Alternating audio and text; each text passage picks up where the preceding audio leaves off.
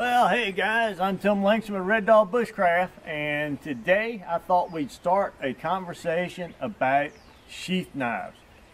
It's that time where I feel like I need to tackle this.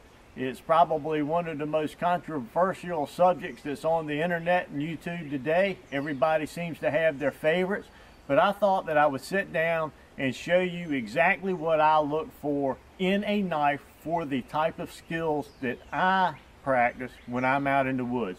Those revolve around hunting, fishing, woodcraft, bushcraft, and teaching survival classes. And there are a few attributes that I look for in a knife no matter what the knife is. And some of those attributes is a give and a take. Some things I'll sacrifice depending on the intended purpose of that knife. My criteria for a fishing fillet knife is going to be different than it is for a one-tool option knife. A knife that I use in the kitchen is going to have a different criteria than my fillet knife. There are times that you can use those knives for different purposes, even though it's not the purpose that that knife was designed for.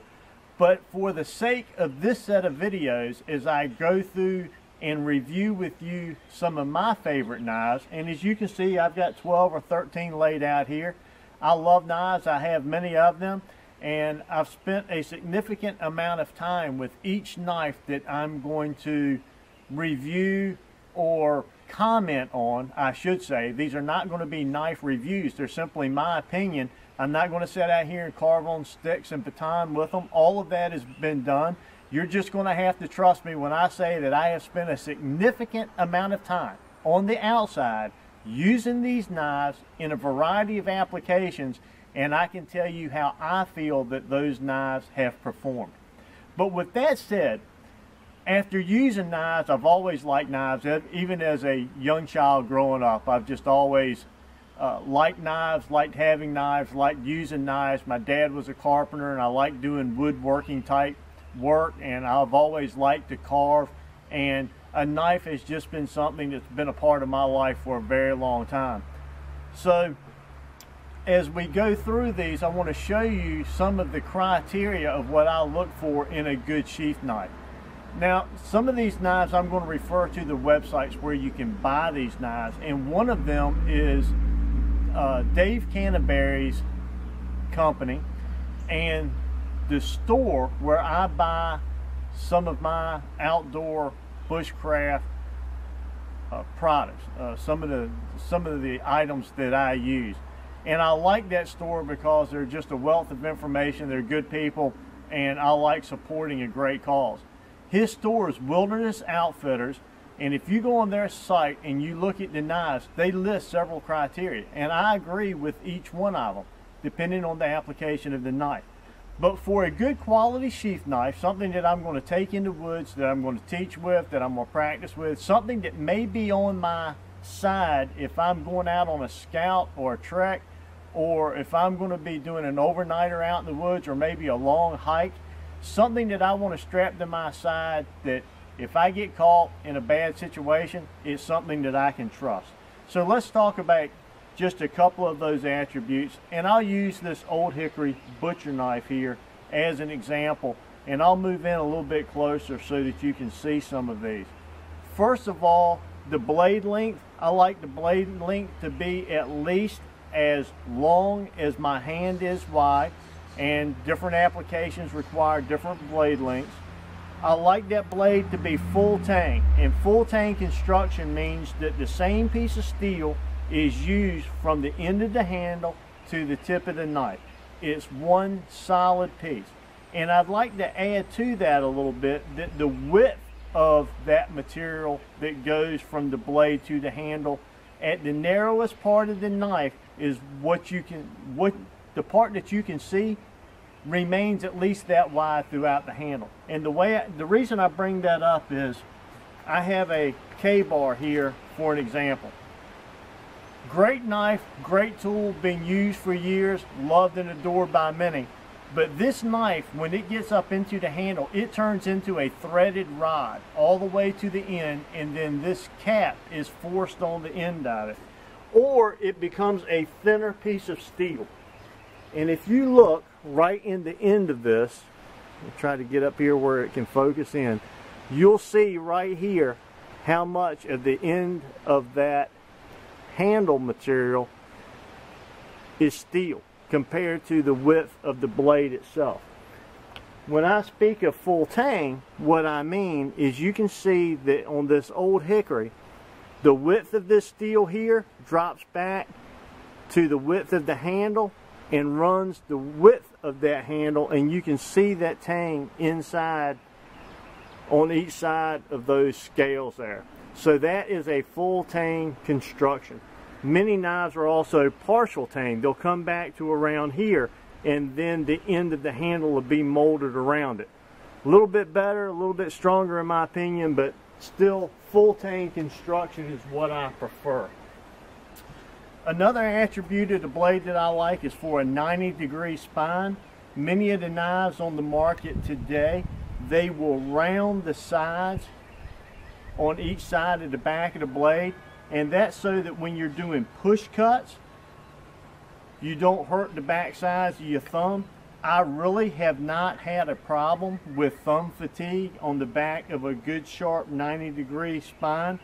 I just don't see that it's a big deal, and if it does, that's why I carry leather gloves a lot of time when I'm doing work.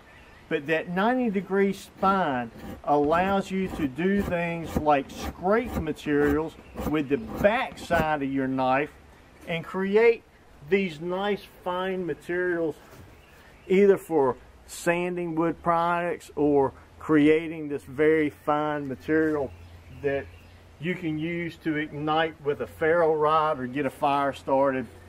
Scraping the back sides of barks when you're working on projects, to scrape the wood down to get rid of knife marks and to start to do some finishing touches. There's many applications where the back of that 90-degree spine will come in handy for you. So, full tang construction, high carbon steel blade. The material of the blade, there's many different materials out there.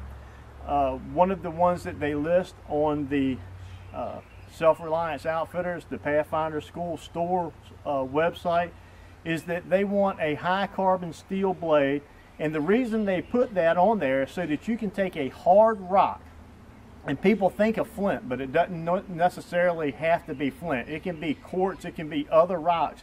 As long as it's a hard rock, you can strike the back of this knife, and it's kind of like using a flint and steel type operation.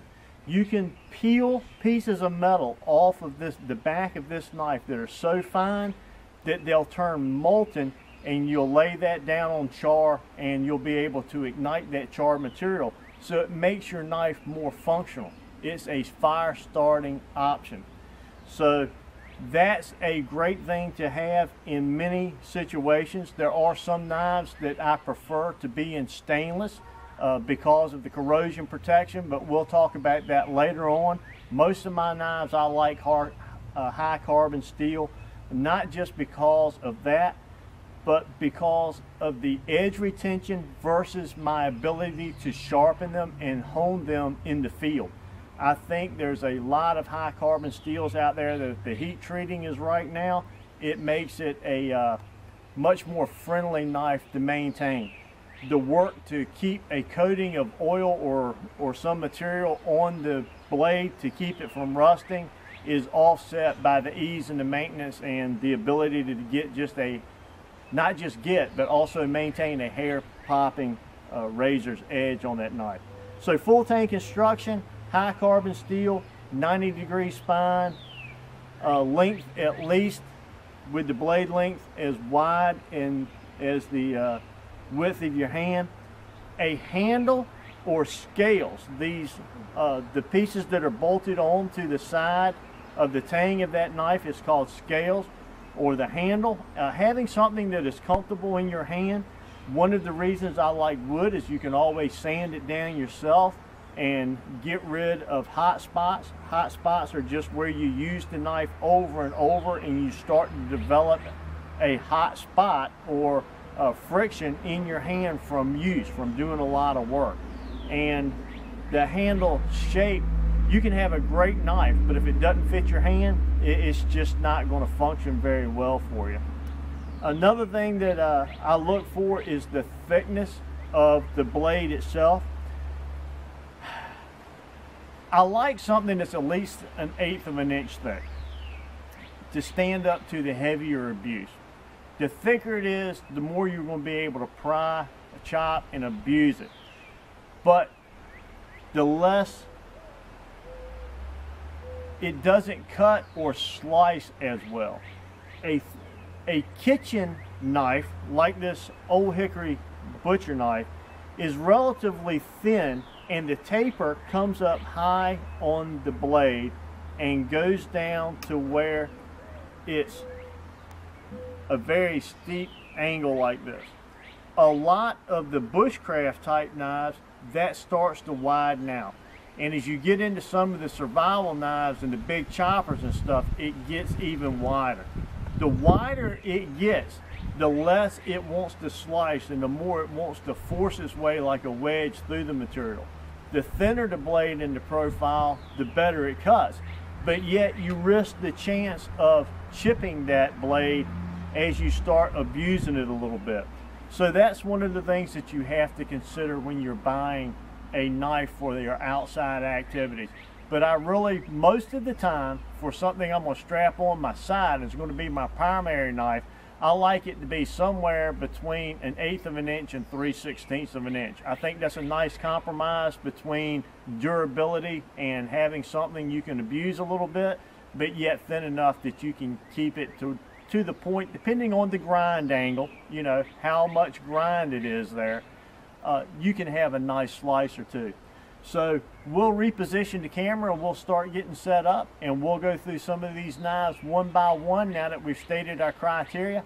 I hope you enjoy this series. I hope it's beneficial to you, and we'll get started right away. Until next time, I'm Tim Langston with Red Dog Bushcraft, home of global safety and survival. God bless.